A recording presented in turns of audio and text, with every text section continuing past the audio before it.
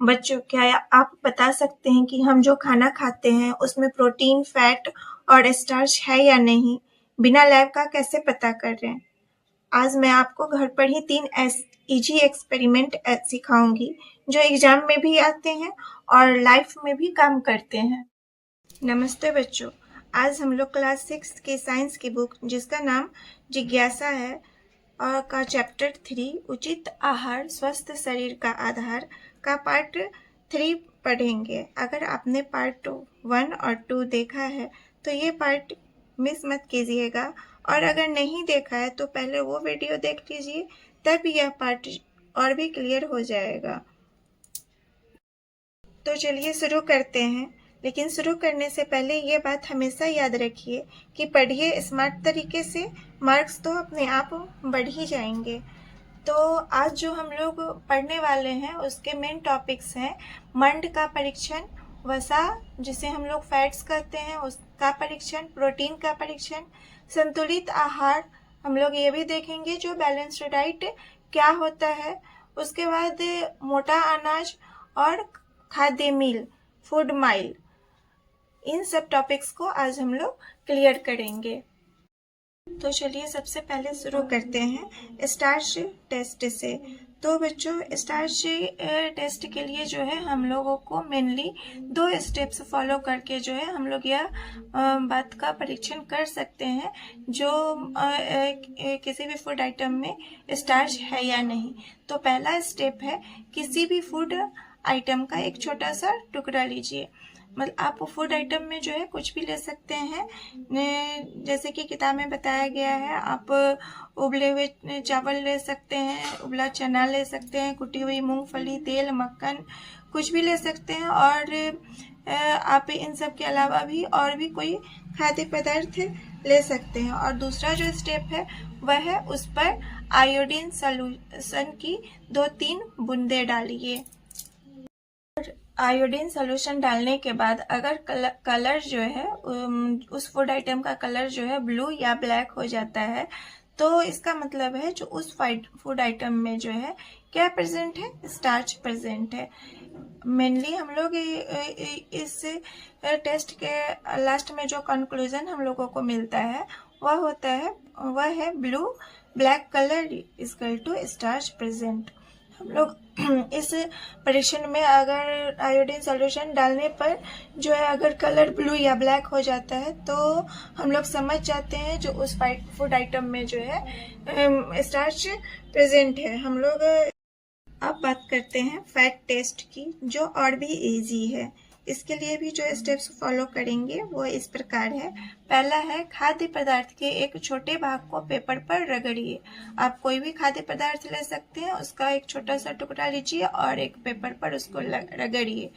थोड़ी देर बाद पेपर को लाइट के सामने ले जाइए, और लाइट के सामने ले जाने पर अगर जो है पेपर पर ऑयली स्पॉट्स मतलब तेल के कुछ धब्बे दिखेंगे तो इसका मतलब है जो फैट प्रेजेंट है।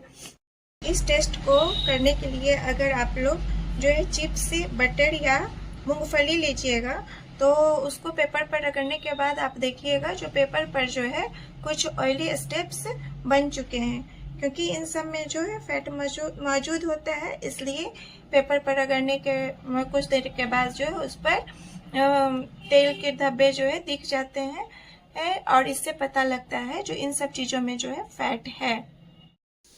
अब सबसे इम्पोर्टेंट टेस्ट जो है प्रोटीन टेस्ट। इस टेस्ट को करने के लिए भी जो है हम लोग कुछ स्टेप्स फॉलो करके इस टेस्ट को आसानी से कर सकते हैं। तो उसमें जो है पहला स्टेप है जो आप कोई भी खाद्य पदार्थ का छोटा सा भाग ले लीजिए। उसके बाद जो है उसे क्या कीजिए, उसे एक साफ परख नली में डालिए और प्रत्येक परख नली में जो है 2-3 चम्मच पानी डालिए और अच्छी तरह से हिलाइए। अब एक ड्रॉपर की मदद से उसमें सबसे पहले जो है कॉपर सल्फेट की कुछ बूंदे डालिए। कॉपर सल्फेट की कुछ बूंदे डालने के बाद जो है उसमें फिर उसके बाद जो है कास्टिक सोडा को भी उसकी कुछ बूंदे जो है उसमें 10 बूंदे लगभग उसमें डालिए। अब परख नलियों को अच्छी तरह से हिलाइए और उसके बाद उन्हें कुछ मिनट तक ऐसे ही रहने दीजिए, मतलब रेस्ट करने के लिए रहने दीजिए। उसके बाद जो है ऑब्जर्वेशन में जो है अगर इसका ये आता है कलर जो है वायलेट आएगा या क्या कहते हैं पर्पल आएगा, तो इसका मतलब है जो उस खाद्य पदार्थ में जो है प्रोटीन मौजूद है। एग्जाम्पल आप ये टेस्ट करने के लिए जो है आप एग्जाम्पल के रूप में जो है आप ले सकते हैं, कोई भी दाल ले सकते हैं, अंडा ले सकते हैं, दूध ले सकते हैं। इन सब की आप को लेकर आप टेस्ट कर सकते हैं। तो आप देखिएगा जो इन सब में जो है प्रोटीन मौजूद होती है। बाद बच्चों यहाँ पर जो है एक तालिका दिया गया है जिसमें खाद्य पदार्थों में पोषक तत्वों की उपस्थिति का पता लगाना है। तो इस तालिका को आप लोग जो है खुद से भरने का कोशिश कीजिएगा। अगर आप लोगों से नहीं होगा तो मैं इसे भर के जो है अपने शॉर्ट वीडियो में कल शाम में डालूंगी, तो आप वहाँ से देखकर भी आपको मदद मिल सकती है। तो आप लोग जो है आप उस शॉर्ट वीडियो को जरूर देखिएगा जो कल शाम आएगी। अब बात करते हैं सबसे इम्पोर्टेंट टॉपिक जो है कि बैलेंस्ड डाइट, जिसे हम लोग जो है संतुलित आहार भी करते हैं। तो इसमें सबसे पहले हम लोग जानेंगे जो बैलेंस्ड डाइट क्या होता है। तो जिस फूड में जो है सभी न्यूट्रिएंट्स, सभी पोषक तत्व जो है सही अमाउंट में मौजूद होते हैं, जैसे कि protein, carbohydrates, fats, vitamin, minerals और वाटर। तो इन सब को जो है ऐसे आहार को जो है बैलेंस्ड डाइट कहा जाता है। यहाँ पर जो है हम लोग ये भी जानेंगे जो हर इंसान की डाइट जो है अलग होती है। डाइट जो है हमेशा डिपेंड करती है इंसान के उम्र पे, उसके काम पे और उसके हेल्थ के अनुसार ही उसको डाइट लेना चाहिए। प्रत्येक इंसान का जो है आहार एक जैसा नहीं होता है। आगे बुक में जो है क्रियाकलाप 3.9 में जो है आइए तुलना करें में दो उदाहरण दिए गए हैं, जो कि है आलू के चिप्स और भुने हुए चने। और इसमें जो है कौन सी चीज़ें, कौन से पोषण संबंधी जानकारी जो है नीचे दी गई है। तो हम लोग देख रहे हैं जो आलू के चिप्स में जो है ऊर्जा 536 किलो कैलोरी होती है, वसा जो है 35 ग्राम होती है, कार्बोहाइड्रेट 53 ग्राम होते हैं, प्रोटीन वहीं पर 7 ग्राम होते हैं और आहारीय रेशे जो है 4.8 ग्राम होते हैं। वहीं पर जो है भुने हुए चने में ऊर्जा 355 किलो कैलोरी होती है, वसा 6.26 ग्राम होती है, कार्बोहाइड्रेट्स 58.58 ग्राम होती है, प्रोटीन 18.64 ग्राम होती है और आहारीय रेशेज जो है 16.8 ग्राम होती है। तो इस दोनों फिगर को देखकर जो है हम लोग कंपैरिजन कर सकते हैं। जो चिप्स जो है हाई फैट है लेकिन लेस प्रोटीन है, इसमें प्रोटीन की मात्रा जो कम होती है।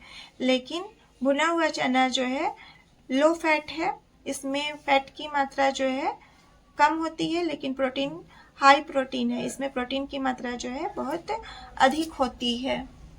बच्चों अभी तक हम लोगों ने जितना पढ़ा है उसके आधार पर आप इजीली बता सकते हैं जो किसी भी फूड आइटम में स्टार्च है, फैट है या प्रोटीन है या नहीं है, और संतुलित आहार बैलेंस डाइट क्या होता है। इस संबंध में आप इजीली अब मुझे पूरा विश्वास है जो आप अच्छी तरह से समझ गए होइएगा।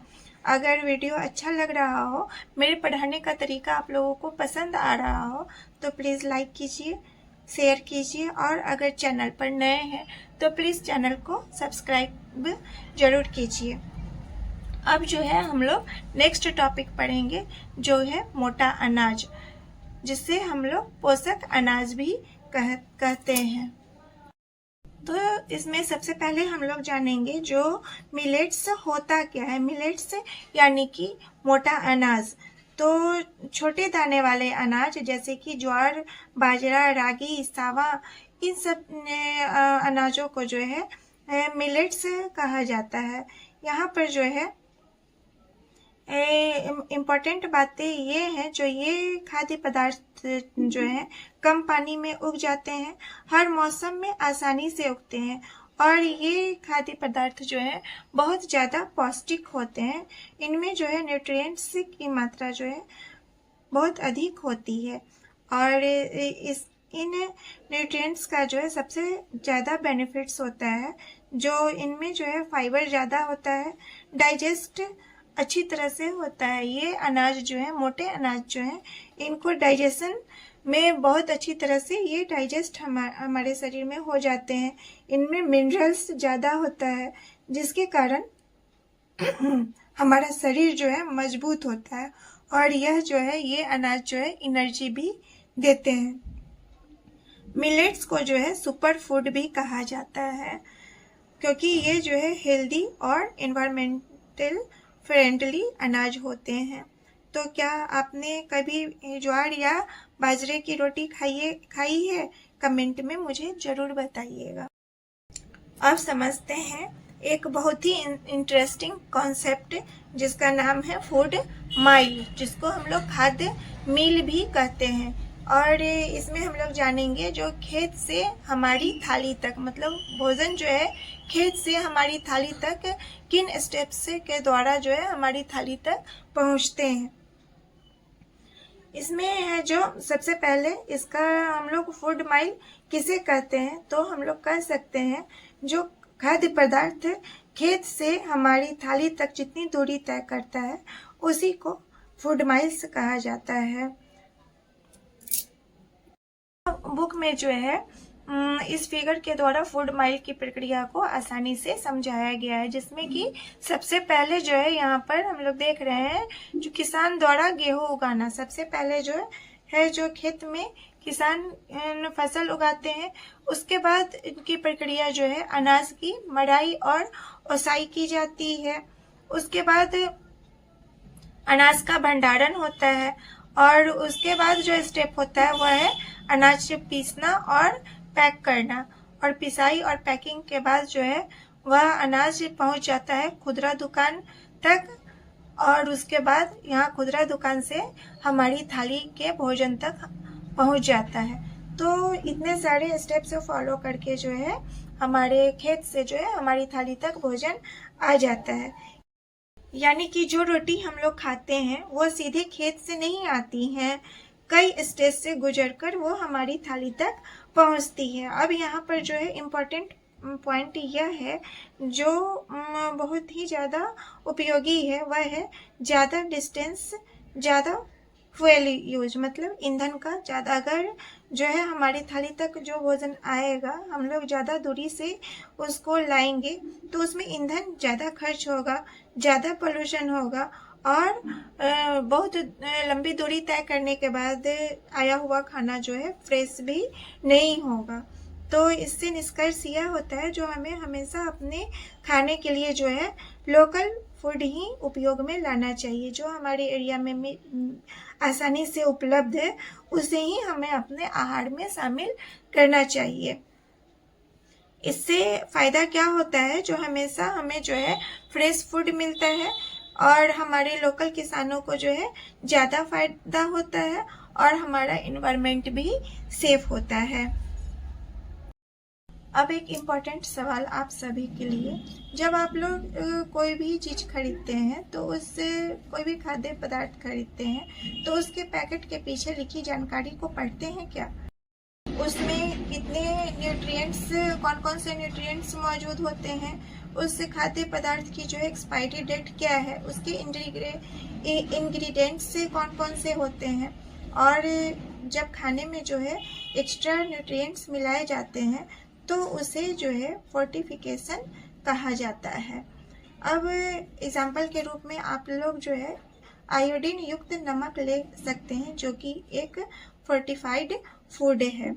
अब इसके लिए जो बच्चों हमारे देश में जो है इम्पोर्टेंट एक ऑर्गेनाइजेशन है जिसे FSSAI भी कहा जाता है, जिसका फुल फॉर्म होता है food safety and standard authority of India. ये जो है भारत सरकार की एक एजेंसी है जो फूड की क्वालिटी चेक करती है।